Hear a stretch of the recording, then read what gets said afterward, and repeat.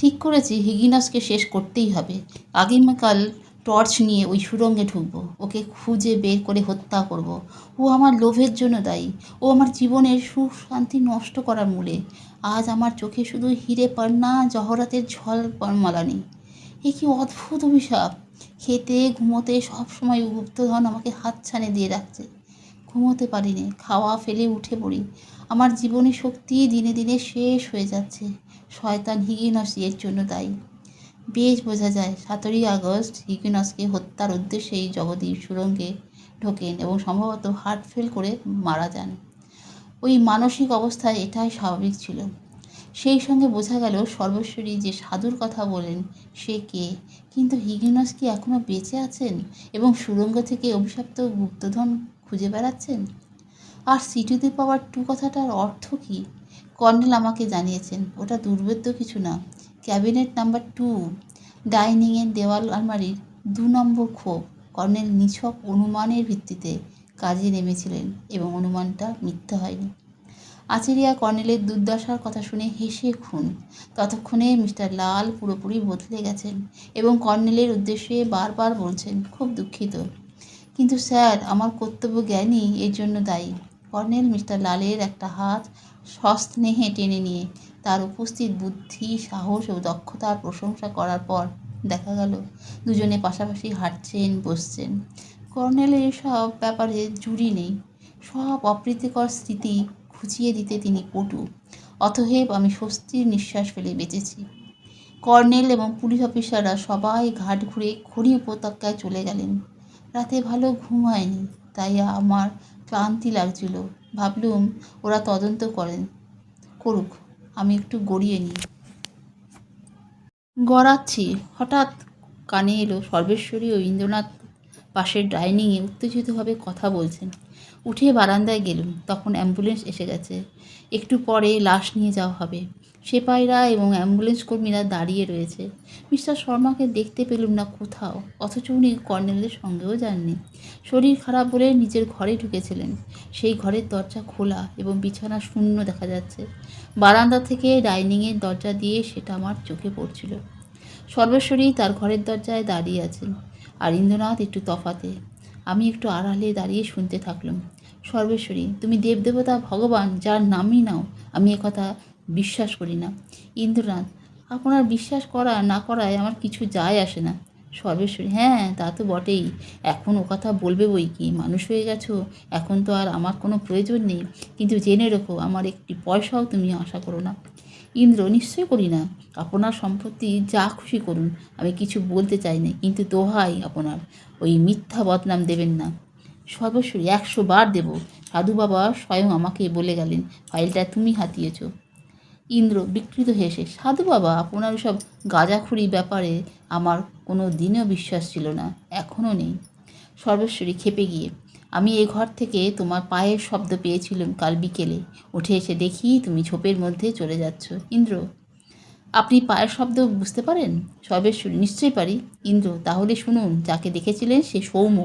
আমি তাকে ফলো করে এসেছিলাম। ঝোপের আড়াল থেকে দেখলুম সে ঘর থেকে বেরিয়ে যাচ্ছে। তার হাতে কি একটা ছিল, দূর থেকে বুঝতে পারলুম না।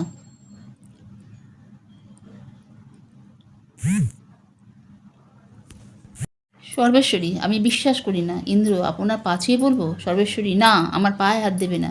নিজের ছোট ভাইকে খুন করেছে যে, তাকে? ইন্দ্র আত্মস্বরে, কাকিমা, ওকে আমি খুন করিনি। সর্বেশ্বরী, নিশ্চয়ই করেছো। যদি তোমার ওই কথাটা সত্যি হয় যে ফাইলটা সৌম্য নিয়ে যাচ্ছিল, তাহলে ওটা হাতাতেই তুমি খুন করেছো। ইন্দ্র ভাঙা স্বরে, না না, ফাইলে কি ছিল আমি এখনও জানি না। সর্বেশ্বরী, তুমি ন্যাকা। ওই সময় দূরে কোথাও গুলির শব্দ শোনা গেল। চমকে উঠলুম। ফের কয়েকবার শব্দ হতেই একটা হুলস্থুল পড়ে গেল। সেপাহীরা দৌড়ে ঘাটের দিকে গেল। ইন্দ্রনাথও বেরিয়ে এলেন। আমাকে দেখেই জিজ্ঞেস করলেন, কি হলো জয়ন্তবাবু? মাথা নেড়ে দৌড়ে গেলুম ঘাটের দিকে। গিয়ে এক অদ্ভুত দৃশ্য দেখলুম। লেকের জলে অনন্ত রাম শর্মা গলা অবধি ডুবে রয়েছে, দুহাত উপরে তোলা। সবাই হতভম্ব হয়ে দাঁড়িয়ে আছে। মিস্টার আচারিয়া চিৎকার করছেন, উঠে আসুন বলছি, 1 মিনিটের মধ্যে উঠে না এলে আবার গুলি ছুড়ব। শর্মা আর্তনাদ করে বলছেন, উঠছি, দোহাই, গুলি ছুড়বেন না। উনি এবার দুহাত তুলে ঘাটের দিকে আসতে থাকলেন। কর্নেল একটু দূরে দাঁড়িয়ে মিটিমিটি হাসছিলেন। কাছে গিয়ে বললুম, এই নাটকের অর্থ কী কর্নেল? কর্নেল বললেন, তুমি এখনও নাবালক জয়ন্ত, বুঝতে পারছো না কিছু? কী সর্বনাশ, শর্মাই কি সৌমেন্দ্রকে খুন করেছেন? হ্যাঁ। সে কি, কেন? হিগিনসের একটা ফাইল হাতাতে।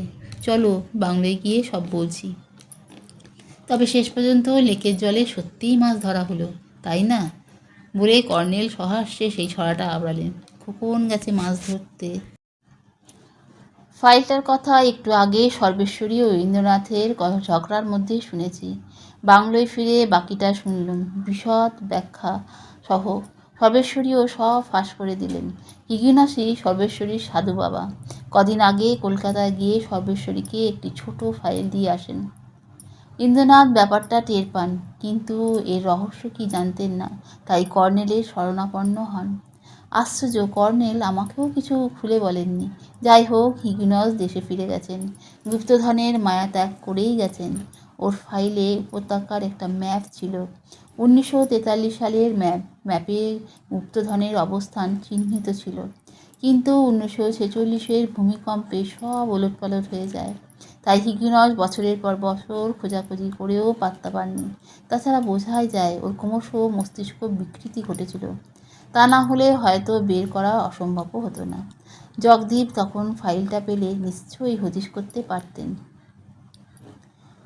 এখন সর্বেশ্বরীর ভুল হলো ফাইলের কথাটা শর্মাকে জানানো। শর্মা তককে তককে ছিলেন। সর্বেশ্বরী এখানে আসার পর ফাইলটা সতর্কতা হিসেবে সৌমেন্দুর বিছানায় তলায় রেখে দেন, কারণ শর্মার মতিগতির ওপর ক্রমশ তার সন্দেহ জাগছিল। কর্নেল ও শর্মা চলে যাবার পর সর্বেশ্বরী রঘুবীরকে দিয়ে সৌমেন্দুকে ডাকতে পাঠান। সৌমেন্দু আসতে দেরি করে, সম্ভবত মাছের টোপ খাচ্ছিল তখন। সে একটু পরে এলে সর্বেশ্বরী তাকে বলেন, বিছানার তলায় যেটা আছে সেটা সে যেন সাবধানে লুকিয়ে রাখে, কারণ এটা একটা দামি দলিল। সৌমেন্দু দলিলের ফাইলটা নিয়ে চলে যায়। সে ঘাটে বসে পড়ে দেখার কথা ভেবেছিল। ওদিকে কর্নেল ও শর্মা গর্তগুলো অন্য মুখ খুঁজছেন। ওই সময় এক ফাঁকে কর্নেলের অজান্তে শর্মা ফাইল চুরি করতে চলে আসেন। অভাবিত সুযোগ। সর্বেশ্বরী তখন একা আছেন, দরকার হলে তাকেও ফোন করে ওটা হাতাবে। কিন্তু সৌমেন্দুর দুর্ভাগ্য, ঘাটে তখন ফাইলটা পড়ছে। শর্মা আগেই কিচেনের ছুরিটা হাতিয়েছিল, তাই দিয়ে সৌমেন্দুকে খুন করেন। ফাইলটা কেড়ে নেন, জঙ্গলে পাথর চাপা দিয়ে রেখে ভালো মানুষের মতো কর্নেলের সামনে আবির্ভূত হন।